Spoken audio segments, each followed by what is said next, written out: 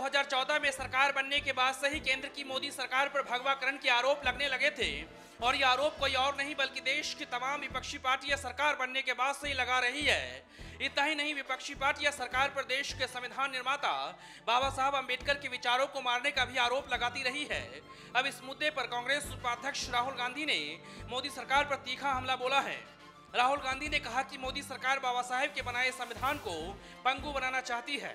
कांग्रेस उपाध्यक्ष राहुल गांधी ने शनिवार को बेंगलुरु में बाबा साहब doctor Bhimrao Ambedkar international conference को संबोधित कर रहे थे। इस संबोधन के दौरान राहुल गांधी ने पीएम मोदी, बीजेपी के साथ आरएसएस पर हमला बोला। राहुल गांधी ने कहा कि पीएम मोदी और आरएसएस आजकल एक एक कर देश की संवैधानिक संस्थाओं पर कब्जा कर रहे हैं। राहुल गांधी ने यह भी कहा कि नरेंद्र मोदी और आरएसएस की मंशा है कि हिंदुस्तान इनके सामने अपनी आवाज को सरेंडर कर दे। राहुल ने आरोप लगाते हुए कहा कि देश को जो संविधान बाबा साहेब ने दिया है, मोदी सरकार उसे खत्म कर देना चाहती है। राहुल ने बाबा साहेब का जिक्र करते हुए कहा कि सच्चाई और सत्ता एक चीज नहीं है। अंबेडकर इसलिए महान हुए क्योंकि उन्होंने सच का साथ दिया।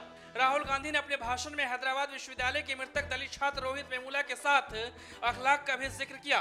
राहुल गांधी ने कहा कि लोग कहते हैं कि रोहित वेमुला ने आत्महत्या कर ली थी, लेकिन मैं इसे हत्या कहता हूं। साथ ही कहा कि अखलाक के बारे में लोग ये मानते हैं कि अखलाक इसलिए मारा गया क्योंकि इसने गाय चुराई थी।